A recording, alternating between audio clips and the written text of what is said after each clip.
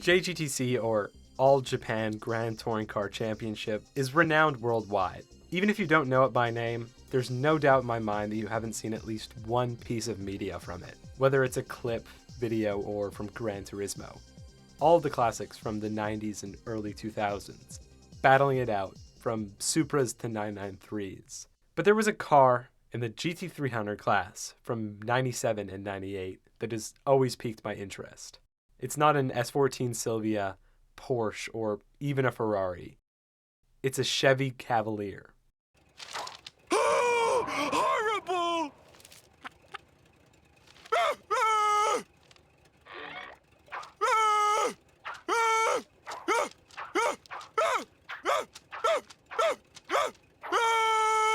But how did this happen?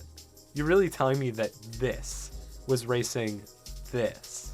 People not located in North America might not truly understand how absolutely wacky this sight is. Cavaliers were a car that was basically sold from the factory as a used car. I could see the smell of shitty weed, one stale McDonald's fry, and a scuffed pink Motorola Razr being dealer optional extras. This was a car that your friend's older sibling, who was upper middle class but a little bit trashy, got from their parents as their first car. The trusty steed of the unapologetic, regular consumers of big gulps. And for it, of all things, to be presented in full race trim against some of the greatest cars of the 90s is honestly hilarious. But back to the original question. Why? Well, it's because of chickens.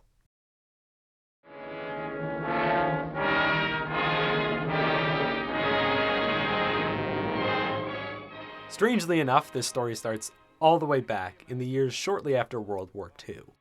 New processes in mass poultry farming brought chickens from a luxury good to a staple of the American diet, but had yet to gain similar levels abroad.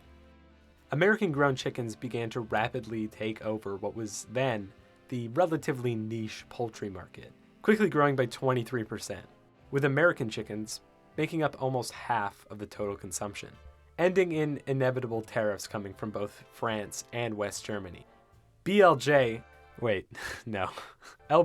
clapped back with a tariff on some imports, namely light trucks, to fight fire with fire in 1968, as Volkswagen vans were technically light trucks and had been dunking on the absolutely foul domestic offerings, with a 25% tax now being added. It essentially killed off any semblance of competition between international and domestic car makers.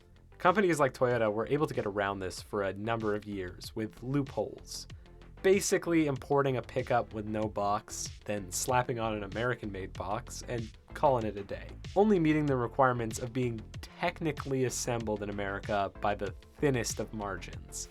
These loopholes were eventually stomped out by the American government in 1980, requiring automakers to find a new solution to get around the 25% tax. Toyota's solution was to partner up with GM, creating the group known as NUMMI, an acronym that sounds a lot more like a 6ix9ine song than an actual auto group. Together they would share platforms and work together to make the Toyota pickup in America, eventually rebranding Toyotas as GM products, like in the 5th gen Nova, which was in essence an 88.2 Corolla and not an 8.6 for some ungodly reason. But there was one particular quirk of the partnership that pertains to the story: the decision to sell the Chevy Cavalier in Japan. Now, this didn't really make a whole lot of sense coming from either parties. The Chevy Cavalier was intended to be an Americanized competitor to Japanese econoboxes. It was essentially a Japanese car made for Americans by Americans, only to be made in Ohio, then shipped to Japan without American branding in an attempt to do the reverse of the Geo brand, I guess. Needless to say, it sold like shit. This culminated in an odd decision to make one into a race car for the GT300 class in JGTC. Being that it was technically a Toyota, the Y Sports Cavalier was given a 3S GTE and somehow managed to look cool in the process thanks to the Bomex kit.